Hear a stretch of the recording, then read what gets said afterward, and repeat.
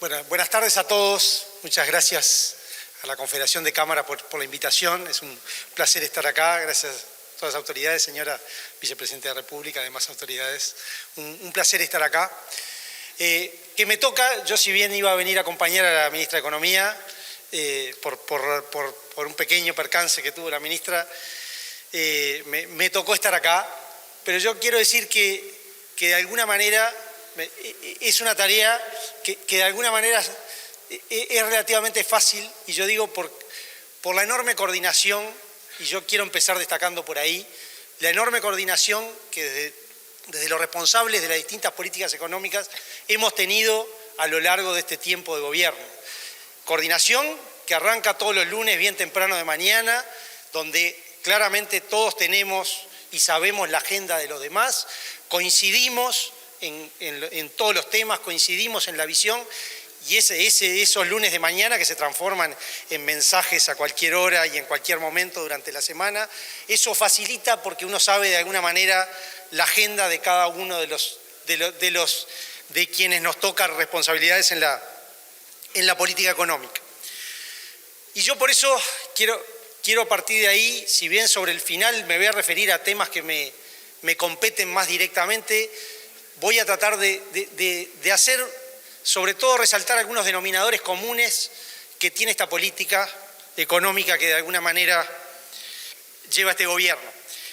Yo digo como primera idea, resaltamos, en marzo del 2020 de alguna manera nosotros empezamos este gobierno con un diagnóstico, que era un diagnóstico que de alguna manera nos llevaba y nos obligaba a pensar en una serie de ajustes y correcciones por los desequilibrios macroeconómicos que en ese momento había. Y a veces, yo digo, incluso se hace a veces énfasis en la foto de marzo del 2020, pero a veces hay que mirar no solo la foto, hay que mirar la película. Y era una película que no venía demasiado bien, era una película que sobre todo venía en caída y con cierta tendencia a que los problemas se podían complicar más. Con lo cual el diagnóstico al principio era que había que hacer un montón de correcciones, una serie de reformas, claramente estaban en el programa, y así se inició. Pero entonces yo ahí digo el primer denominador común. El 13 de marzo nos encontramos con la pandemia y ahí yo digo el primer denominador a partir de ahí, de toda la política económica, pero de todas las políticas del gobierno, fue de alguna manera la idea de esa doble estrategia que había que cumplir, ¿sí? Había que estar en el corto plazo, había que mirar y resolver todos los problemas urgentes que la pandemia nos ponía, pero no podíamos olvidarnos de las luces largas. Teníamos que estar pensando en el día después y en la política económica del día después. ¿Ah? Entonces, yo por eso insisto, y esto es una guía, esto creo que compete a toda la política económica, pero le compete a las distintas políticas que el gobierno ha llevado. Tratar de no perder esas dos cosas. Entonces, no faltó una vacuna, no faltó un respirador, pero cada vez que se compraba un respirador, había alguien mirando lo que se pagaba, cuidando el peso, teniendo el cuidado. ¿Por qué? Porque si gastábamos de más, sabíamos que después lo íbamos a tener que pagar. ¿Tá? Entonces, yo ahí empiezo, y acá me meto capaz que en cosas que van más allá de mi cuestión, es ese cuidado de lo fiscal que corrió a lo largo de estos 2 años y medio, claramente tuvo su broche de oro, y por eso yo digo, cuando el gobierno está pensando en el largo plazo, en el día después, durante la pandemia se estaba pensando en la institucionalidad fiscal.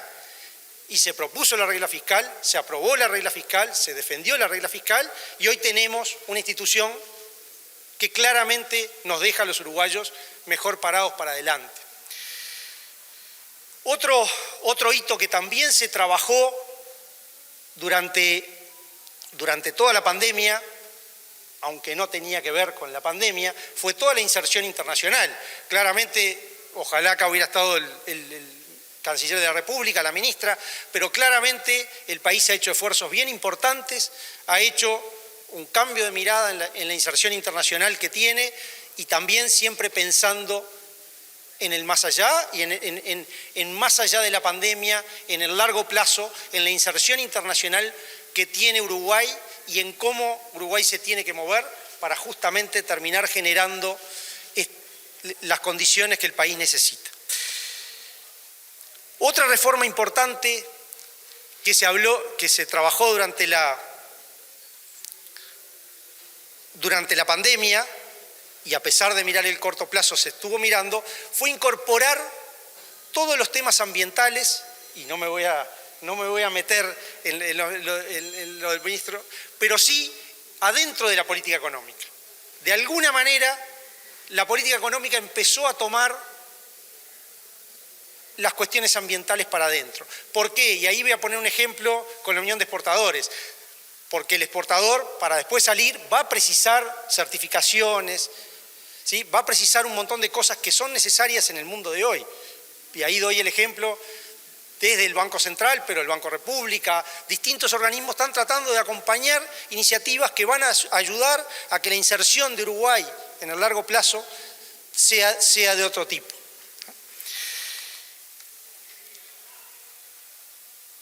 Yo digo, además de este dilema del corto y el largo plazo, otro denominador común tiene que ver con la visión que nosotros tenemos del sector privado. Y acá es bien importante, el presidente Martínez recién mencionaba, Uruguay tiene una tradición democrática de larga data, reconocida, una estabilidad, y tiene unas reglas y unas instituciones muy buenas. Y eso es lo que también, ese es el sostén principal de todo lo que hacemos los uruguayos. Pero es importante que sigamos construyendo esas instituciones, esas reglas y dando las señales para que el sector privado, después con reglas claras, con instituciones claras, donde uno sepa hacia dónde se dirige, el sector privado termine tomando decisiones, termine invirtiendo, termine desarrollando empresas, haciendo crecer sus empresas. Entonces, reglas claras para que el sector privado también se maneje adecuadamente. Y eso después voy a tratar de dar ejemplos cuando me refiera a casos más concretos. Yo digo que estas políticas o este marco general, que podría extenderme más porque seguramente hay más cosas, es el que posibilitó que a la salida de la pandemia, ya en el 2021, el país creciera arriba de un 4%, el país recuperara 58.000 puestos de trabajo durante el 2021, se registraran un 4% más de pymes y podría seguir con indicadores del 2021 que permitieron que el país fuera saliendo. Y son los que permiten que en el 2022 hoy tengamos, en un mundo que seguramente no va a llegar a crecer el 3%, Uruguay tenga una proyección de crecer el 4,8%. ¿Sí? Y que seguramente nos va a permitir mejores indicadores y mejor crecimiento para adelante. Entonces, yo digo, todo ese camino recorrido en estos 2 años y medio, lo que buscan es sentar las bases apuntando al crecimiento, pero sentar las bases a lo que yo digo que es el principal problema que tienen los uruguayos desde el punto de vista económico, que es tener un crecimiento más alto del que tenemos y en forma sostenible, no tener empujones y vueltas atrás, tener un crecimiento sostenible cada vez más alto. Y para eso es que yo digo precisamos mejores reglas, mejores instituciones, tenemos buenas reglas, buenas instituciones, pero tenemos que seguir en el esfuerzo de seguir construyendo este Uruguay confiable, este Uruguay que de alguna manera es el que sigue atrayendo gente de afuera, gente que se quiere instalar acá. Hoy me pasó, y vale la anécdota, pero entre la mañana y el mediodía, con personas de Chile que estaban pensando venir acá, personas americanas que quieren venir acá. Es decir, pero eso no es gratis, eso es porque estamos construyendo un país con reglas claras. Y bueno, yendo un poco a lo de las reglas, y ahora sí ya metiéndome en temas que me están más cercanos, yo digo, me voy a meter directo en la inflación. Hoy tenemos una inflación que al cierre de agosto está en 9,5%. Nuestra proyección es cerrar el año en el entorno de 8,5%. Si miramos los últimos 20 años del Uruguay, la inflación estuvo en promedio en el 8%. ¿sí? Tiene un promedio que da, aparte uno hace cortes, mire distintos periodos y siempre le da 7,9, 8,1, siempre está ahí. Tenemos un problema estructural y justamente yo digo, cuando pensamos en reglas, instituciones que el país precisa, una de las cuestiones que precisa es tener una inflación acorde al nivel general del país, una inflación bastante más baja. Y por eso el compromiso y el señalamiento, cuando yo hablaba hoy del crecimiento de largo plazo, yo repito que el mejor aporte que el Banco Central puede hacer al crecimiento de largo plazo de Uruguay es tener una inflación baja, porque como decía el presidente, una inflación baja, una inflación alta, no pensando en inflaciones de los vecinos. La inflación que tenemos hoy distorsiona, para empezar tiene un montón de efectos redistributivos que a nadie le gustan, pero además tiene efectos en las decisiones de todos los días de las empresas que deciden no endeudarse porque la inflación es alta, empresas que deciden tener o se ven obligadas a tener mayores inventarios de lo que tendrían porque la inflación es alta. Los empresarios empiezan a generar protecciones que está bien, lo hacen porque naturalmente es un mecanismo de defensa, pero que no es lo natural y que con una inflación baja no necesitarían hacerlo. Por eso, de alguna manera, nosotros propusimos e implementamos lo que le llamamos el nuevo marco de política monetaria, tratando de ayornar las herramientas que el país tenía a una metodología moderna, lo que se llama un régimen de objetivos de inflación, con control de la tasa de interés, pero mostrando, por sobre todas las cosas, mucho más transparencia, mejorando nuestros reportes, diciendo lo que proyectamos. Y eso, de alguna manera, durante algunos meses nos dio resultado, y hay que reconocerlo, a partir de mitad del 21, empezó a subir. Claro, empezó a subir en un mundo en el cual todos los países suben, y hoy cuando uno mira la tabla de posiciones, estamos mejor que Chile, mejor que Brasil, mejor que varios países, y parecido de repente a Estados Unidos, Europa, que no estábamos nunca. De todas maneras, eso no nos tiene que dejar contentos, no nos tiene que conformar, ¿sí? Tenemos que seguir haciendo el esfuerzo, porque esos países están haciendo el esfuerzo y seguramente dentro de poco tiempo van a empezar a ver los resultados. Nosotros queremos también empezar a ver los resultados.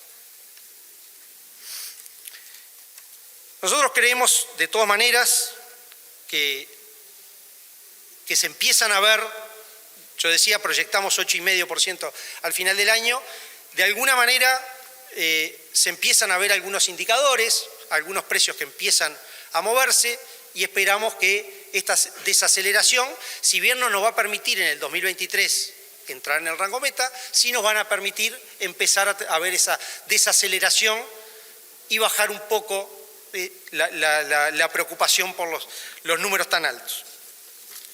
De todas maneras, además, y yo digo, complementando los esfuerzos de política monetaria que hace el Banco Central del Uruguay, creo que también vale destacar esfuerzos que desde otras partes del gobierno se han hecho.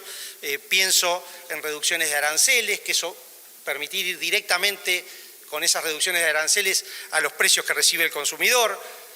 En algunos casos el no traslado de algunos costos a las tarifas, y ahí pienso en los combustibles, que claramente los precios del petróleo no se trasladaron un 100% a las tarifas. El esfuerzo fiscal de ese no traslado a tarifas de algunos precios internacionales son más de 140 millones de dólares. Entonces es un esfuerzo fiscal bien importante para no trasladar a tarifas. Todavía falta, es claro que seguimos teniendo precios altos, pero creo que vale la pena ver el esfuerzo. Algunos comentarios sobre la política cambiaria, sobre el tipo de cambio. Uruguay tiene, como ustedes saben, un régimen de tipo de cambio flotante, que lo repito, y a veces lo repito hasta el cansancio, pero es el mejor régimen que puede tener un país chico y abierto como Uruguay, porque le permite cualquier shock del exterior, y bueno, cuando es bueno a veces eso presiona a la baja, pero cuando es malo también eso va al alza. Y ahí es donde yo digo, el mejor ejemplo quizás es los primeros días de pandemia, cuando uno Cuando las presiones fueron, el dólar saltó, y esa es la mejor defensa que a veces podemos tener en un mecanismo flotante. Hemos intervenido, en algunos momentos hemos intervenido, cuando consideramos que era necesario y sobre todo en los primeros tiempos. Ahora, el 31 de agosto, se cumplió un año sin que el Banco Central del Uruguay interviniera en el mercado de cambios, ¿sí? La última intervención fue el 31 de agosto, que compró 31 millones de dólares más o menos. Es una herramienta que no descartamos, es decir, no nos atamos las manos, podemos llegar a intervenir cuando entendamos que corresponde. Ahora, nuestros esfuerzos, por sobre todas las cosas en el mercado cambiario, han estado en transparentar el mercado. Y ahí voy a poner el primer ejemplo. Y tengo a Roberto ahí, hace casi 2 años instruimos a que el mercado, la Bolsa Electrónica de Valores, tuviera que publicar con un rezago de 15 minutos el tipo de cambio. ¿Por qué? Porque no se sabía hasta las 4 de la tarde cuánto era el tipo de cambio. Entonces, esa es la transparencia que queremos. ¿Ah? A veces a algunos no les gusta una cosa, pero en ese camino tenemos que ir. Durante un tiempo todavía sostuvimos operaciones desde el Banco Central con las empresas públicas. Desde hace ya bastante tiempo que no hacemos operaciones con las empresas públicas. Las empresas públicas tienen que ir al mercado. El Tesoro de la Nación va al mercado. ¿Ah? Y eso es lo que vamos buscando, tener un mercado bien transparente y que de alguna manera todas las operaciones del mercado se canalicen ahí y que el dólar efectivamente refleje la oferta y la demanda que hay en el mercado. Por último, un par de temas que me parece importante también destacar y que en ambos casos la filosofía que estuvo atrás es lo que yo decía al principio. Reglas claras, señales claras, lo más adelante posible las señales para que el mercado actúe. Y ahí hay 2 mercados que son el mercado de valores y el sistema de pagos. En el mercado de valores, en un esfuerzo bien fuerte entre el Banco Central del Uruguay y el Ministerio de Economía, hemos resucitado la Comisión de Promoción de Mercado de Valores, buscando justamente generar más herramientas, dar las señales para que a partir de tener un mejor mercado de valores, los distintos agentes económicos encuentren financiamiento para sus inversiones o lugares donde invertir sus ahorros, ¿sí? Y para eso hemos trabajado, se mandó un proyecto de ley, ya se aprobó y ya se aprobó la reglamentación de un régimen de emisiones simplificadas, se trabajó en los fondos de inversión y se cambiaron parte de la normativa de los fondos de inversión, se buscaron algunas herramientas para financiamiento a las pymes, o sea, y se sigue trabajando, es decir, hay un pipeline muy grande, cosas que viene trabajando la Oficina de Deuda, el Ministerio de Economía, junto con el Banco Central, junto con la Comisión de Promoción de Mercado de Valores, buscando justamente que haya un mercado que dé las soluciones que los agentes económicos necesitan. Y algo parecido con el sistema de pagos. Allá por octubre de 2020, nosotros publicamos una hoja de ruta. Es una hoja de ruta que son 3 páginas, 4 páginas, que tienen 10 principios y una línea. Es decir, estas son las cosas que el Banco Central del Uruguay va a hacer. Las hemos cumplido todas. Ahora, seguramente en los próximos meses, porque esa hoja de ruta marcaba 2020-2022, en los próximos meses vamos a volver a sacar la hoja de ruta, porque lo que queremos es eso, que bancos, instituciones financieras, usuarios del sistema financiero sepan las reglas con las que se va a jugar, qué cosas se van a cambiar, qué cosas se van a ir dejando como están, pero de alguna manera tener reglas que sean previsibles y que los agentes empiecen a acomodar su estrategia empresarial para que esto funcione. Entonces, creo que en ambos casos, en el caso del sistema de pagos, hemos hecho un montón de avances.